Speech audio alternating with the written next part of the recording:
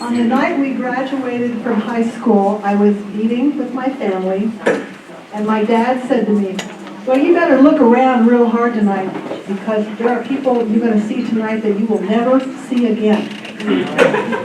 And I had not thought of that possibility. What do you mean? We've been together every day for 12 years. Why would I not see them again? That was a very big thought. How would that be? Now, my dad died at age 67 and did not live to see a 50-year reunion. So he did not know that, when I was this age, I would have a 50-year reunion and I would see you all again. Okay? And so I'm glad to see that. Some years later, I accompanied my mother to what might have been her 60th year class reunion. I'm not quite sure what year it was. It was actually held in this room, and there was maybe 12 or so people from the class of 1949. They were the 49ers, that was their theme. And obviously none of those little old people, that like 10 years from now, we are not part of that group. What was fascinating is all those little old people looked a lot different than they had in high school. But every time that they would go up to each other and they go, Eleanor? Yeah. Oh, hi! And the level of delight that I saw when people got together and saw each other after many years, and how much of a tie there still was after so many years. When you go to school with somebody every day just for 12 years, like Mark sat beside me on the first day of the first grade. Heights and Edgar, we're alphabetical. You don't remember that, do you?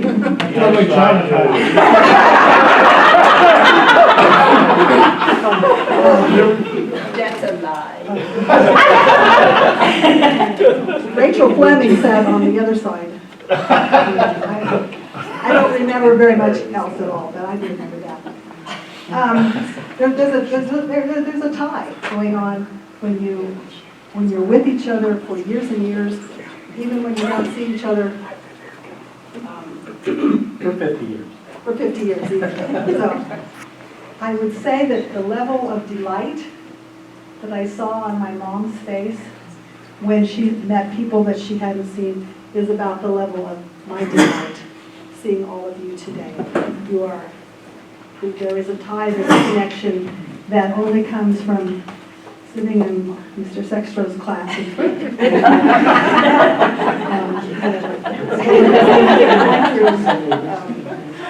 Phys ed or being in band together and marching band. Yes, all sorts of good things. And to put a sad note on, if we do another reunion in 10 years, everybody look around and hug each other, because some of us we won't see again, and we will go on into eternity eventually. So enjoy, and I've told several people, to tell you the truth, I really regretted volunteering to be part of it. At some point. Yeah, I know. Thank you. And yet this makes all of the frustrations and difficulties with this. So I'm going to turn this over to Janet, another of our intrepid committee members. She has a handwritten message from Mrs. Thole. I don't know if you remember her. I think Barbara needs a huge.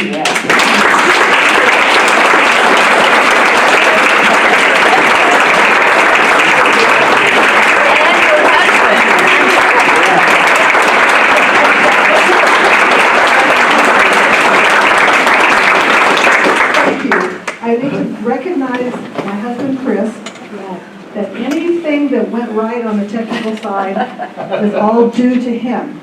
Everything that went wrong on the technical side is probably my fault. And had it not been for him and his wonderful skills, and he's going to be playing that for me, in the future, to remind me how much I appreciate it. I just really want to thank my husband Chris for doing so many things without complaint. It was amazing. Yes, thank you.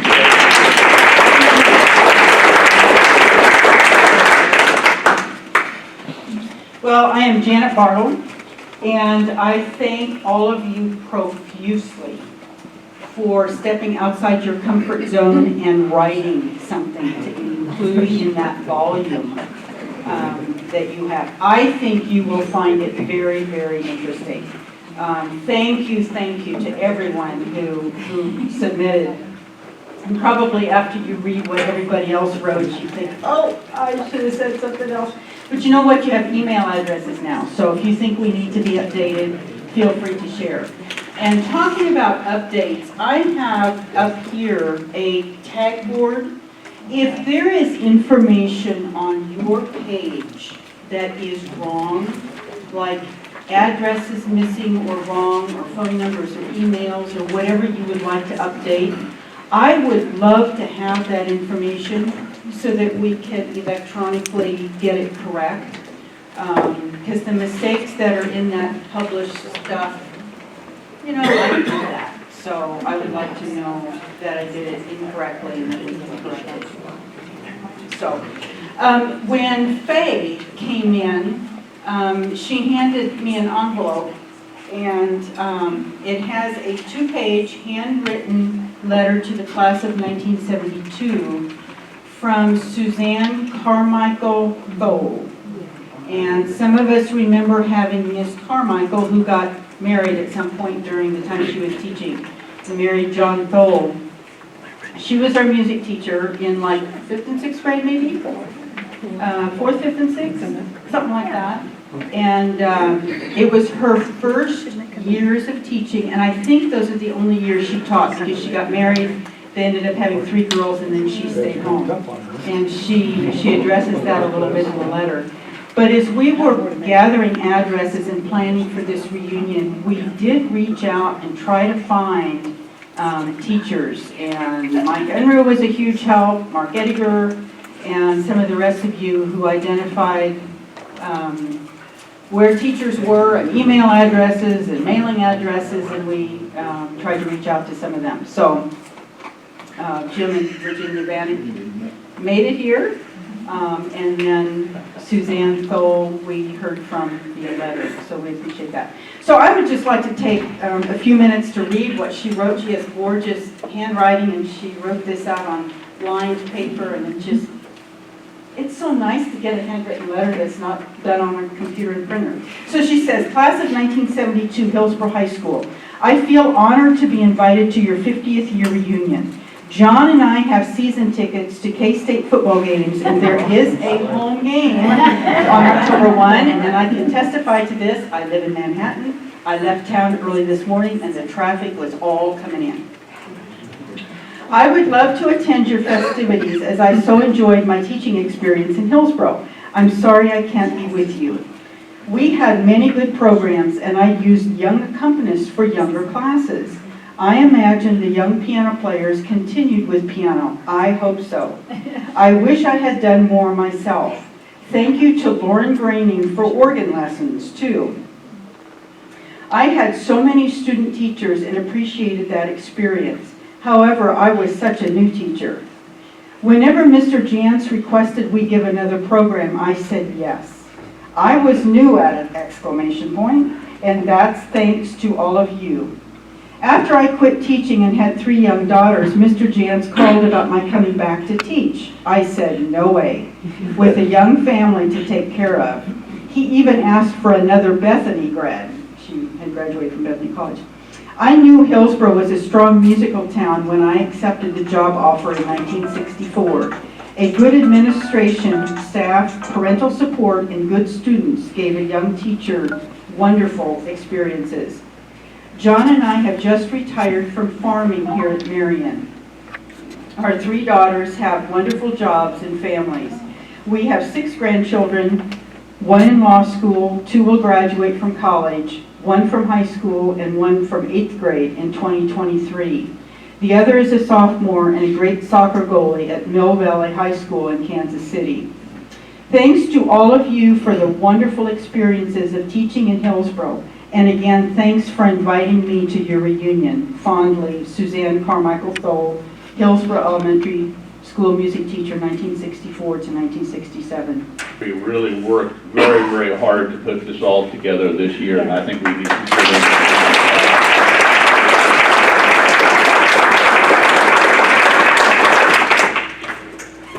I'm going to just want to start sharing some memories with you and encourage you to, if you have some, to come up and share some of those as well. Evidently, I did this at the 25th reunion, and I have no memory of it whatsoever. So that will tell us, take note, Rhonda, because your year is coming up next year. You know that, so take note on what we did. Okay, thank you very much. I thought I'd lost it.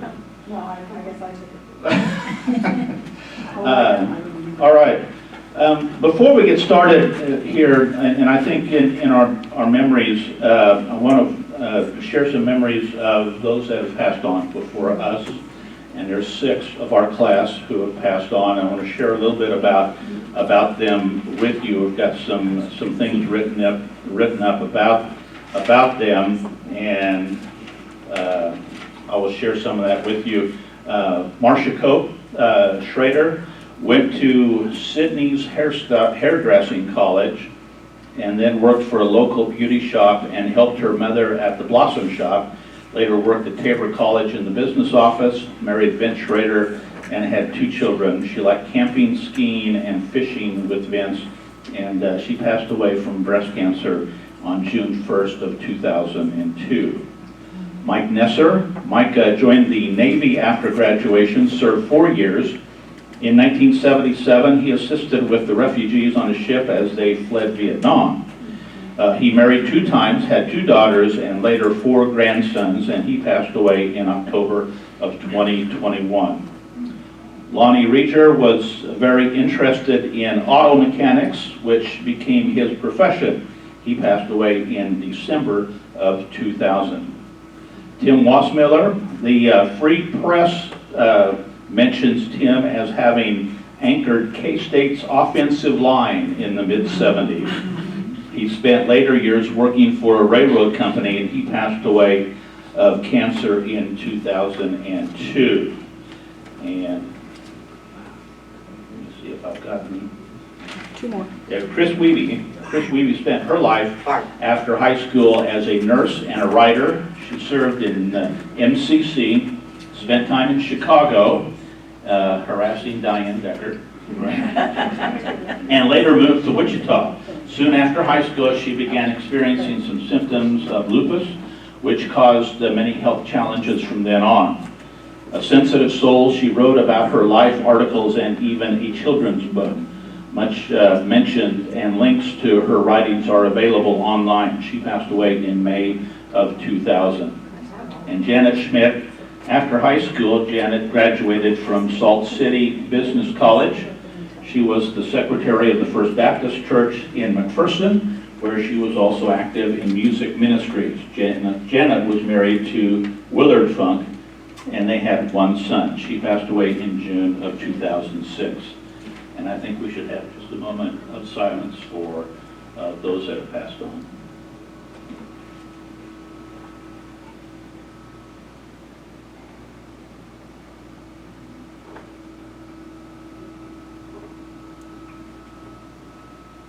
Okay, thank you. I'm going to try to share some memories of high school and school. And Barb, all I remember about first grade is pretending I was still napping when we had our nap time after lunch, because I found out if you fake sleep, they would leave you alone, and they'd go on and have class and leave you laying on the rug. Which I thought, figured that out. I figured it out pretty quickly. And that's a trait I keep with me to this day. Everything you need to know, you learn in the like kindergarten or the first grade. Yes. I probably should have peeked a little bit more at your work. That's probably what I should have done. That would have been better. School was always pretty difficult for me, which it was my fault because evidently I didn't like to study really much. But there were some great memories that I had out of school and some great times. I remember our freshman year when we had preseason, that preseason football game where you'd go and then after the game there was a pep rally or something and they would take freshmen and haul them out of town and make them walk back into town. You remember that? I got picked up with Carol Brandt. Remember Carol? She did not graduate with us. No. When did she leave the class? Freshman year? After After freshman.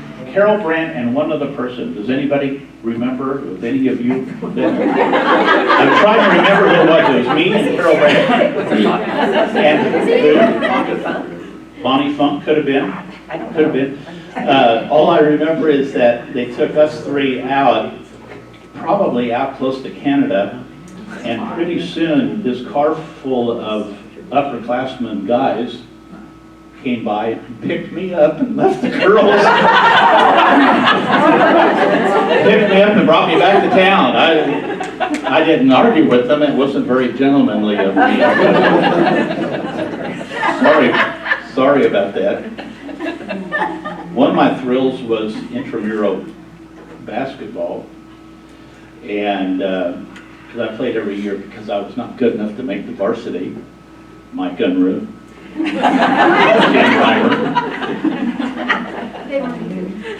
weren't either. You were first of the worst, last of the best. We spent all of our time in junior high playing basketball on the playground. We didn't have basketball goals, but we had, what was those, monkey bars or something, and we could shoot the basketball into.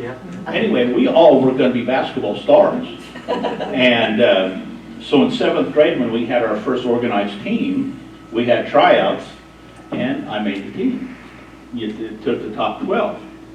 The day of the first game, Mr. Albright took me out of class and said, well, Mark, we're going to let you suit up for the game tonight, but after that, you're off the team. And me and one other person, and it happened to be Mike Unruh and Tim Reimer, who got put on the team. So, Pay to play. I believe your father and Lee Albright were good friends. That's the story that I went with, my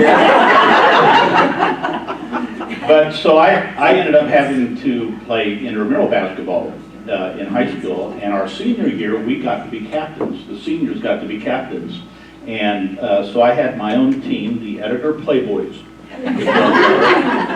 We won our first game, and then we were upset 7 straight times.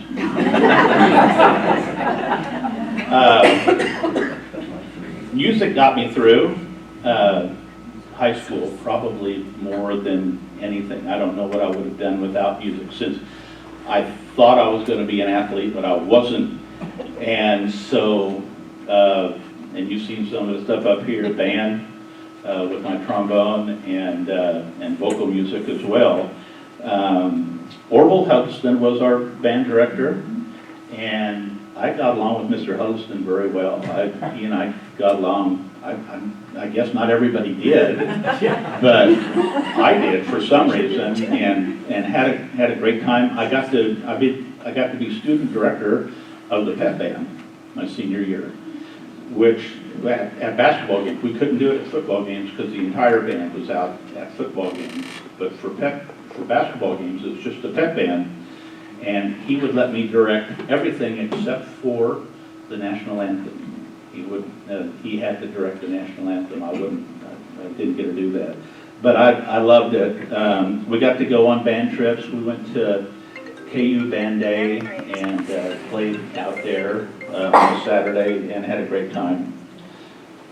Choir was interesting. I think we had Mr. Balzer our sophomore year, and then we had a female. Who was it?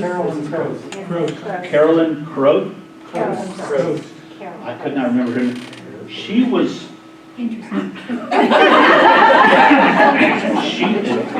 was more interested in what the girls were wearing to the concert than how we sounded. Am I the only one that noticed that? No, that's true. Yeah, she could make herself 6 feet tall when she stacked all her hair on. But it was odd. I mean, we'd be getting ready for a concert, and she was so concerned with what the girls were going to be wearing and make sure they wore the right clothes. And I thought that was the case. So she only lasted 1 year, and then we got Mr. Jensen, who was just fantastic. He was great, and so Lyle, Randy, come up here. We were a barbershop quartet, but somehow we got picked for the quartet, and I don't know if it was when we first started working, and Mr. Jensen said, let's try some barbershop music. And it clicked, and we harmonized, and we sang all over the middle part of the state. We played at Bethel College when Bob Devaney, football coach from Nebraska, was the speaker there, and we sang there, and we sang all over the place, and it was fun. Well, we could not do a darn in the church. But well, We tried that, but totally. so what we did towards the end of the year, is contests. And so what we had to do is we had to scrap the barbershop stuff and do just a regular stand like this and sing. Good work. We got a 2 at contest. We were not quite as cool as we thought we were.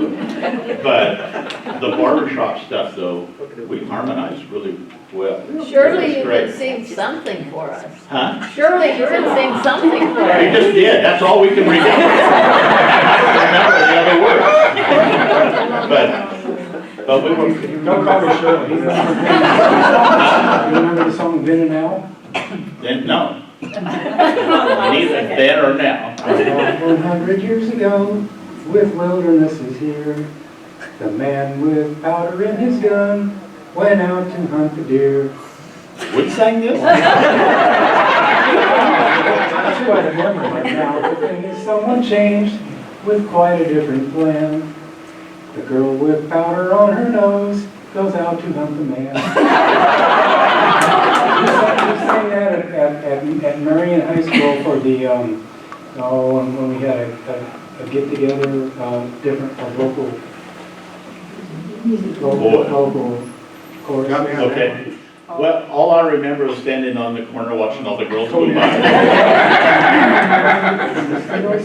Well, Randy was talking about that, the mosquito song. We won't go there. All right, thank you guys. That was.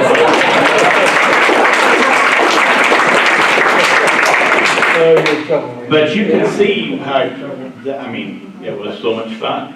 We had a great time, and we could tell when we first started singing, and trying not to brag, but we did harmonize very well, and we couldn't sing the other just stand-up regular music. We just didn't do very good at that. We were pretty bad, but barbershop stuff was great. Went to a football game last night, and it brought memories. I remember one of the football games, our senior year. We got this bright idea that we were Trojans, and we were going to get a horse with the shield and someone dressed up in Trojan outfit, and then every time we scored, we'd go down the track, in front of the crowd and celebrate. We got shut out that night. I was the guy on the horse. Sat on the horse at the end of the track the entire night, waiting. So, yeah, It was a great idea though. And I've never ridden a horse before. I didn't know what I was doing. So it's probably a good thing that we didn't explore that. Musicals were a big thrill for me. Even Carousel, our sophomore year, we got to do that. What I remember about that is Doug Balzer and John Workentine, they had this, one of them had this cigar that they chewed on during the entire show, practice and everything. And they decided right before, I don't know, maybe one of the nights of the show or whatever, when we were taking a break, that they light this thing up outside. And it was like TNT was like, it disintegrated right in his face. It was probably not a good idea to chew on a cigar for a couple of months and then light it up. So that's what I remember. And I think Lyle was the lead in that. Yeah. Carousel? Yeah. Yeah. Which was really unusual to have sophomore lead in high school musicals. We only did them every other year. Well, and then Fiddler on the Roof, we'll talk more about that a little bit later on. Like I have told many people, the highlight of my Fiddler on the Roof was picking up Diane Decker and twirling her around on stage while singing Miracle of Miracles. In telling that story recently to people, I always felt like Mark was, yes, he was going to not drop me, but there was a few moments where that was maybe in question. And I realized recently that that was probably the plan of the directors to provide a moment of comic relief, to have this tall girl floating up into Mark's arms. It was, because I was about 130 pounds, I think, in high school. I was about this big around. And you were the tallest girl in class, I think, but it was great fun. But what a great show that was. I don't know what it was about it, but it caught on and word got around town, and we ended up selling out all 3 shows and added a 4th show on a Monday night, I think, where people come out, sold that show out as well. And it's stuff people still talk about, and we're going to have an opportunity to revisit here again in just a little bit. So that was great fun. Some other highlights for me. Mr. Frazier, Doug Frazier, was one of my favorite teachers.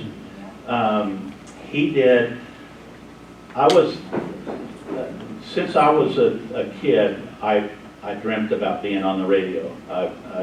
I would steal my sister's little suitcase record player when there was no one at home, and I would take 45s out of the suitcase and I would play that music.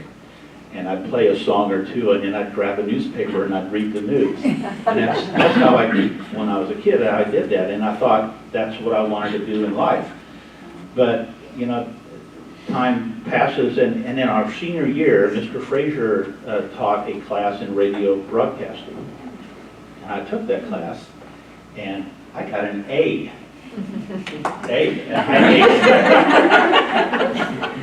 Those of you who know me know how unusual that would be. But anyway, it was something that I loved, and I found out that if I take classes and stuff that I love, I do pretty well in not so much some of the other stuff. But that convinced me right then that radio was where I wanted to go, and that led to a 45-year career. It was just incredible. But I remember that class with Mr. Frazier, and he, of course, directed Fiddler on the Roof and was involved there, and I have fond memories of Mr. Frazier. Miss Gear's class, we had, my one memory of Miss Gear is that one afternoon the fire alarm went off. It was just a test, a fire alarm. Well, all of the guys in the class started jumping up and down and screaming and yelling and running for the windows.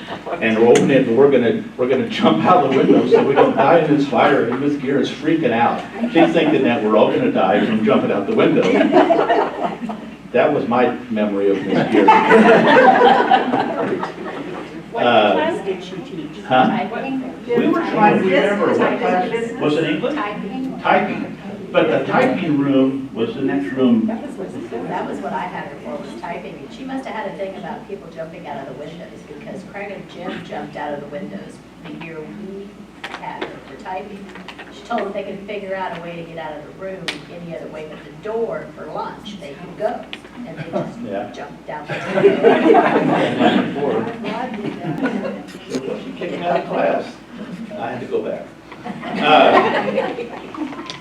Mrs. Whiff, Phyllis Whiff, I think was our journalism teacher. And what I remember most about her was that she was John Denver's first cousin. She was a Dutchendorf. John Denver was a Dutchendorf. And the story that she told me one time is that John Denver was a very, very shy, introvert. And at Christmas time, he would go into the corner with his guitar and just play his guitar and sing to himself. He didn't like performing before and that was my John Denver story. Bob Sextro got kicked out of his class too.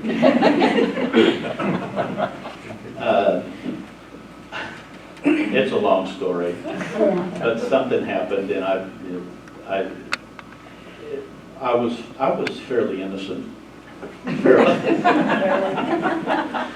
And once again, Mr. Crum found me wandering around in the hallway, and I didn't know why I was not in class, and I told him, and he made me go back into class. Miss Holdery is another teacher, and I don't remember a whole lot about Miss Holdery. I think she was English, maybe? Yeah, English. That's probably why I don't remember very much about her. Student teacher? Hmm? Was she student teacher? No, I think she was a regular teacher, wasn't she?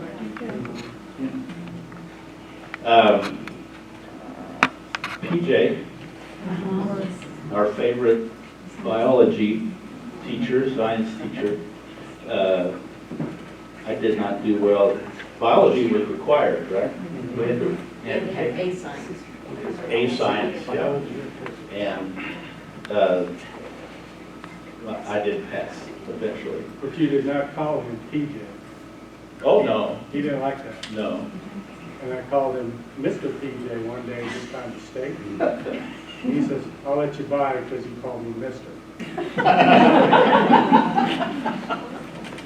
Well, yeah, the only part about that class is I liked when we got to dissect frogs and stuff.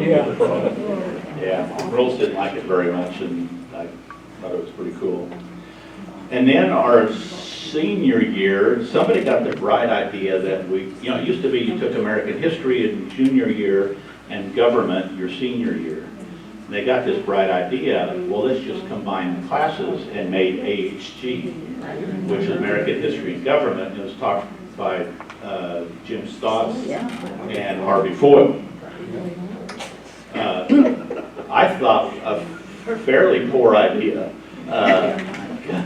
I liked American history. I probably would have liked government too, but it was our senior year, and I just needed to get through that class to graduate, And graduation night in the gym, the first thing I do when I walk across the stage, I get my diploma. Before I even get off the side of the stage, I've ripped it open to see if it's signed. And it was signed, and I felt pretty good again. So afterwards, in the receiving line, we had a line up around the gym where people come and congratulate us. Harvey Foyle comes up to me and he says, "You were that close."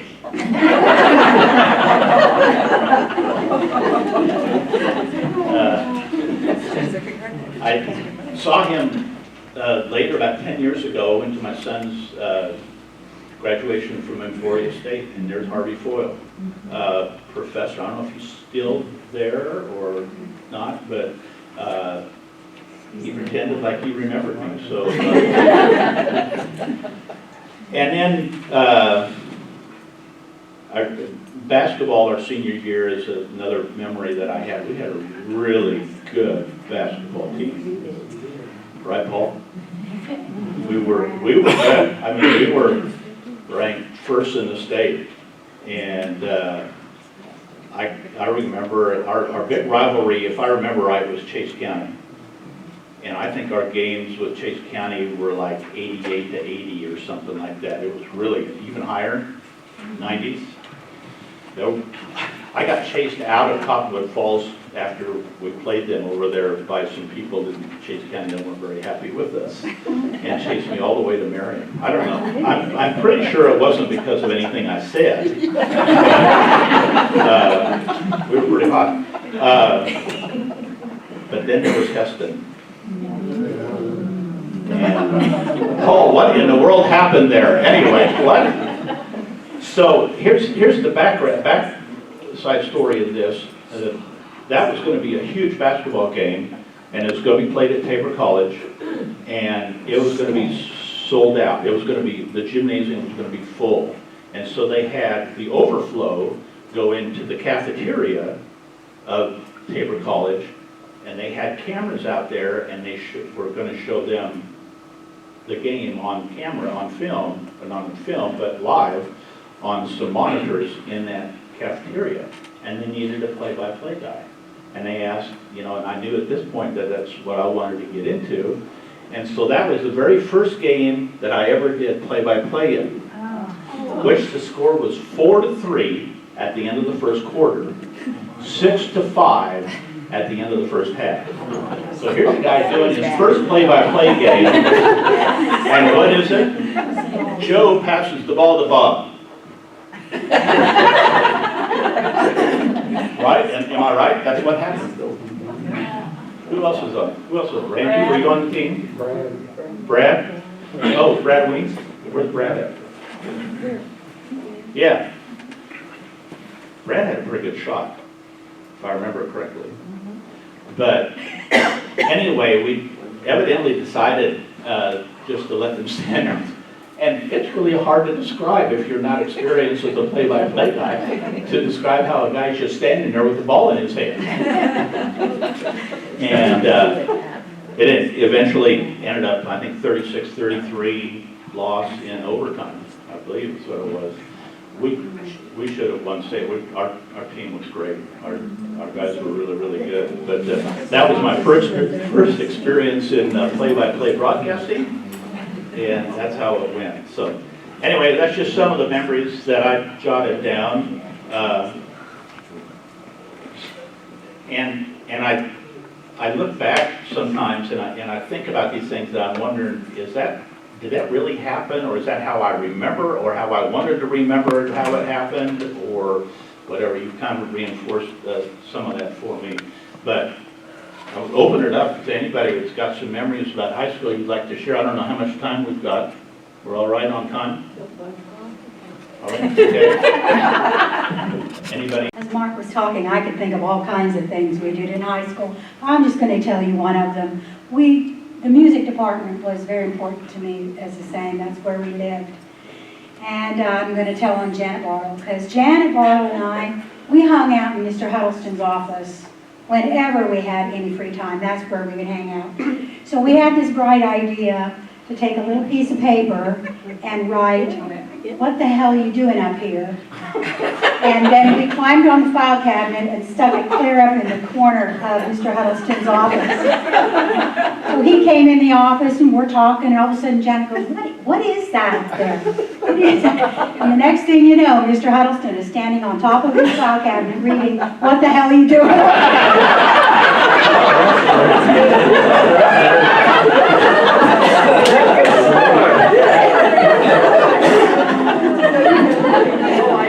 So now we know what you were doing. This is my favorite picture of Janet from the yearbook. This is Janet. She was the editor of the newspaper. And this is her yelling at the sports editor of the newspaper. I believe there's a correction on that. I'm sorry, I had the microphone. I can talk loud. I think that was a posed picture, and don't make yourself a little victim in that. I don't think it was that Who was bad. always yelling at me about deadlines being missed? They were reminders.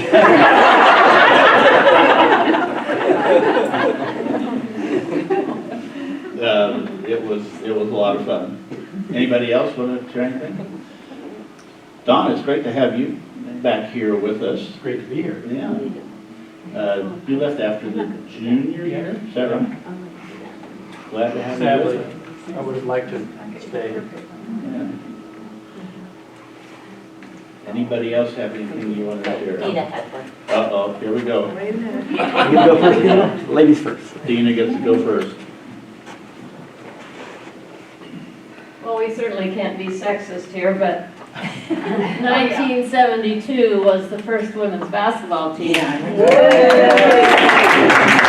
Hillsboro High School. And myself being a tomboy all my years, I really was wanting to have a basketball team. I would go to the principal every year. Can we please start a women's basketball team? Please. And I had my encouragers back in junior high with Lee Albright and Wilbur Fast, and they would help me work on my layups and different things. And but anyway, senior year, they finally said we're going to have a basketball team. They hired Amy Dahl, who was our coach, and I don't think I have any classmates in here. Barbara was a manager on our team, but Cheryl Jost and Carolyn Prieb were at least in our class on the team. We played 6 games. It was great. I certainly didn't play. I mean, I know we didn't win very many of those games. It was just utter fun for me. And there weren't very many other schools around that had girls basketball at that time. I know we played a home and away game with Gossel, and a school up near Salina, Sacred Heart, are they up? Maybe. And I think Peabody. And I really only remember that we worked on one play. But we did that play a lot, and then maybe a little free for all too. But that was a highlight for me. If you'd had the 3-point line back then, and Schultz, yeah, Paul would have done well too. Well, thank you guys for all putting this thing on. It's kind of fun thinking about these memories. But, you know, when you ask somebody, do you have any regrets? You know, most people just answer no. I'd have done everything the same way, but I've got a few, and one of them would be like, we sat in study hall instead of going to band, and I was one of those. So my regret is that I didn't do more stuff with band, because you'd have a lifelong instrument to play and things like that. But I did the sports thing, but no, that doesn't help you a whole lot. But I'll start with the sports thing our senior year, and then go back to the story I want to tell in first grade. But Jim Vanek was here, and I was surprised to see him here, but I see him occasionally, and he was our assistant coach on that team that played Heston. And if you remember, like you said, it was a very, very slow down game, and we were totally up. I mean, that's why they did it, because we were such a fast team. We played to score a lot. Coach Hansen, who is my hero as a coach forever, he was in his first year or two, and he taught defense the first year, and the second year he turned us loose on offense. And I mean, he told us to take as many shots as you can, and the percentages will work out. You can shoot 30%, if you take 100 shots, you know, that's a lot of points. So he did that, and that was fun. So that was so Heston did the right thing, I guess. I mean, it was legal, but they slowed it down on us. And Kent Hobbs sat on the top of the key.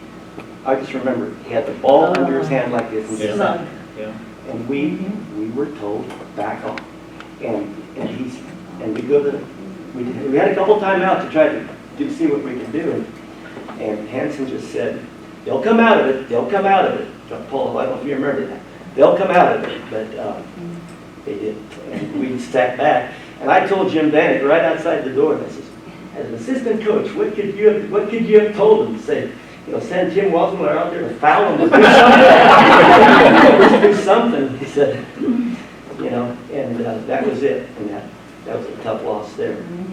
That same year, I'm talking about the sports team, that same year in track, which I excelled at, I think, better than basketball, I was running distance, and my senior year, it was in the mile run. I think, yeah, it was in the medley relay. Gary Dirksen, you remember that? Where's Gary? Gary, Ron Lowen, you, and there's somebody else. I ran the 800 in the medley relay. And Lakin High School, from way out west, had a really good track team. And they had a guy named Chris Perez, who had never lost in his whole high school career. He won cross country, he won they had indoor back that time, and he had won 24 straight state competitive races. And he was on the team that was racing us in this relay. And my guys gave me the baton with the lead, and pretty good lead. And for the state championship, and I had a pretty good lead going around. I ran my best half, or 800 they call it now, that I'd ever run, but I heard the crowd getting really, really loud. And I had a kick as well, but at the tape, here comes Chris Perez from the way back, and we hit the tape at the same time. And they couldn't determine the winner, so they did a photo finish, and I knew right away it was going to be photo finish. There's no way I'm going to get it, because this guy had a 24 championship streak going on, and we lost that one. So I had two blows as an athlete my senior year. Both came in second, but that's okay. Now, first grade. Lyle remembers this, and Lavella and Dina, because we were all out in the country. We were to go to country school. Maybe you guys know, we were to go to country school in 1960, and there was no kindergarten, so we were going to be first grades in country school. A little school called Cresswell, right close to where Dina, yeah. And somehow that summer, they closed those country schools down. And I was so pumped to go to those country schools, because my dad said he rode horse to school, and it had been like a mile. And he said, I can ride horse to school too. So I was all pumped to go to that. And they called that off, and they sent a bus. People might like riding the bus, because the wheels on the bus go around and around. But I did not want to go on the bus. So we came to Hillsboro, first grade. And our teacher was Mrs. Suderman. Who was the other choice? Mrs. Jantz. Harvey's wife. Oh, Harvey's wife. Oh, yeah, that's right. Yeah. My Miss Suderman. And when you guys, just think back to first grade, if someone were to tell you, or to tell your mom or dad that you had your name put on the blackboard today at school, what would you think? Negative thoughts, right? You had your name put on the blackboard, which usually meant you had to stay in for recess. So that was ingrained in my head. But there was a rule that she had, though, that if you had to go to the bathroom, you put your name on you just walk up and put your name on the chalkboard. So I had to go to the bathroom. And I didn't want to write my name on the chalkboard, because that meant I had to stay in for recess. So I wet my pants.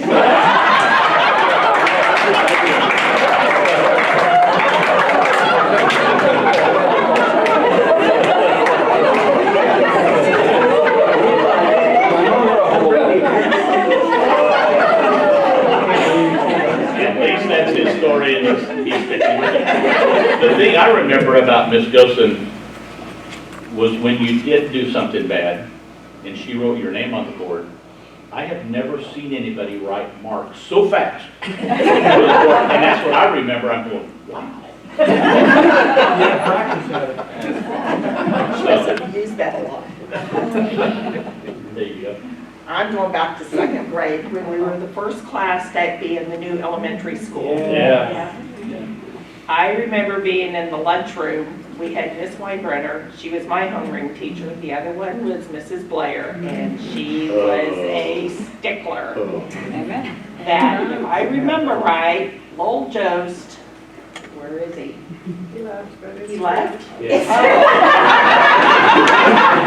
Did not like tomatoes, and I didn't either. And Mrs. Blair was the lunchroom monitor, and she would check your milk carton. Yes. And, or you could not go out for recess. You had to sit there the whole night. Yes. If I remember right, Kim Raybrooks took his tray to the room, and Lowell and I were across from each other, and we were just sitting there like, well, we're not going to eat this. So she went one way, and I went the other way, and out the side door. So I got out, and she never caught me. I don't know what happened to Lowell. But in third grade, we had one third grade class at the new building and one third grade class in the old building. And our class was divided. I was in the new building with Miss Gosen, who just recently passed away. The other class was Mrs. Friday. Yeah. Lowell would say, Us city kids, we didn't like that at all. We didn't like riding the bus every single day. I know that you country kids, that was, you did it all the time. Arlen Steve got kicked off the bus. Yes, he did. Let me off the bus, said, yeah, you have to run to school and you beat us. Arlen Steve got kicked off the bus. When Mr. Leonard. Yeah. And you know, you went down the road and then you kind of made a U-turn to get to the school. And he got kicked off right before that, and he hightailed it. He went across the field diagonally and beat the bus over there. Yeah. Forget about that. Well, I had memories when you just mentioned Mrs. Blair, second grade, and we thought she was so mean. Some of us secretly called her Mrs. Bear. That's about as mean as we were when we were second grade, right? The bus rides. I don't know how many of you got your education on those bus rides, but I'll never forget some of the conversations we had. Susan, when we were younger, and then junior high, there was a whole group of us girls, we'd huddle together, and we would talk about any subject that came to mind, and things that we didn't know or understand, we made up. Spoke with authority. So we did. We got quite a lesson. But that is one of my fun memories of junior high, that community. Even though you didn't like it, some of us had a good time on those.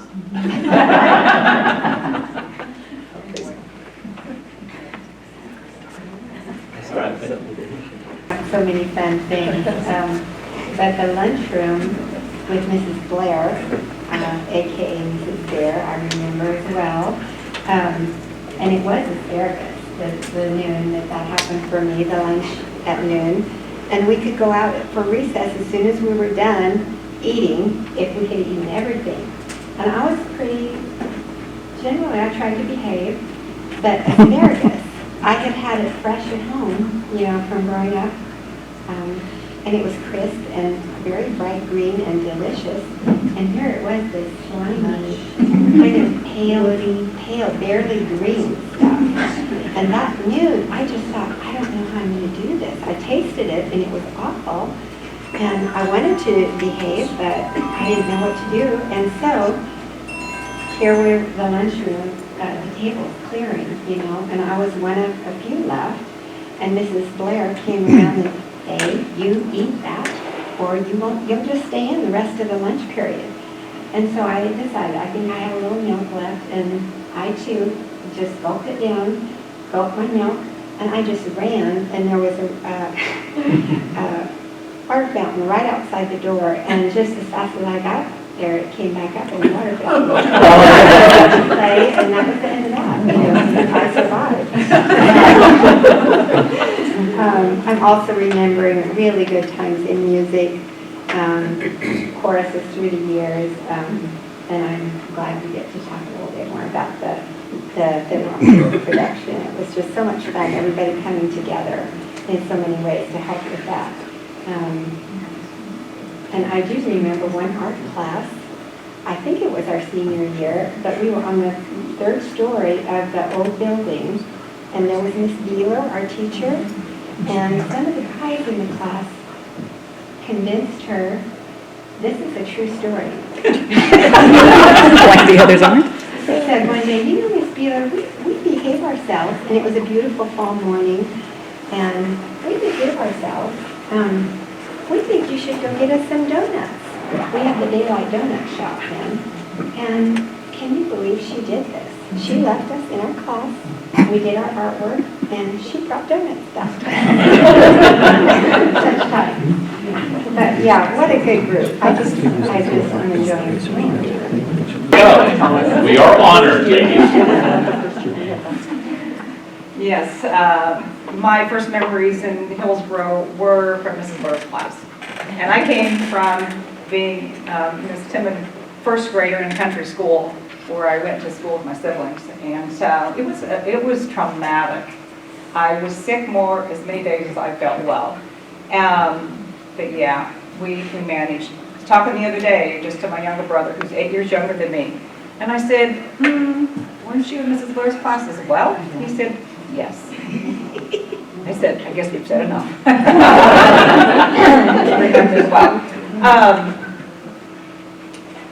We moved up to high school, and we had home economics. I don't think anybody else had home economics today. Mrs. Balster. Yeah. What do you remember about that? Well, I just remember being in class with Dina. Now, Dina has already admitted she'd much rather be on the basketball court than in home economics. I'm the opposite. Actually, I graduated from Bay State Diploma.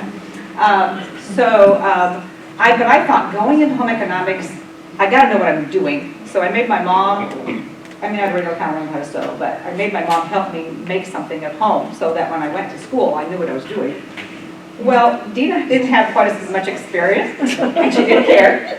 But there was one day, we had to do darts. You know what darts are? Yeah. You know? And she told Dina, now you have to remember, girls, we are not flat like boards.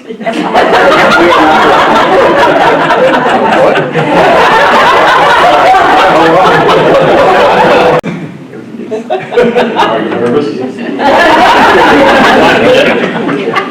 I could tell quite a few stories, but my dad once told me that discretion was the better part of valor. One thing I would like to mention, I didn't get a chance to tell them before I left, but several teachers made a huge impact on my life. We've already mentioned Doug Frazier. He started the Thespians Club, Thespians program, photography, any number of things. Mrs. Kearns was a standout, at least in my life, and taught me a lot about English and Tell him what he taught you about photography class. Yeah, I'll let you come up and do it. You can't get and one that I'm not so proud of, Miss Beeler made an impact with me with art, but Rod Funk and I didn't treat her very well. And we got called into the principal's office one afternoon, and I can't even remember his name. Mr. Crump? Mr. Crump. He told us to sit down. He had some news for us. He said Mrs. Beeler turned in her resignation, and it was because of us too. And he was probably right. Anyway, I thought it would be fair to honor some of this. And I would hardly agree with everything that's been said about Mrs. Blair.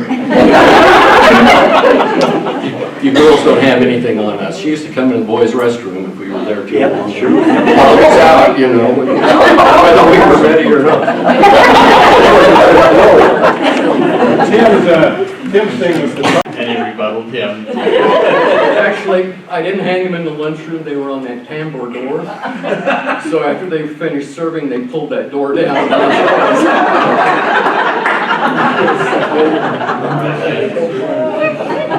I really liked the AHG, I guess it was, American History and Government class. I thought it was cool. We had this whole class, a lot of kids, and we got to do little projects.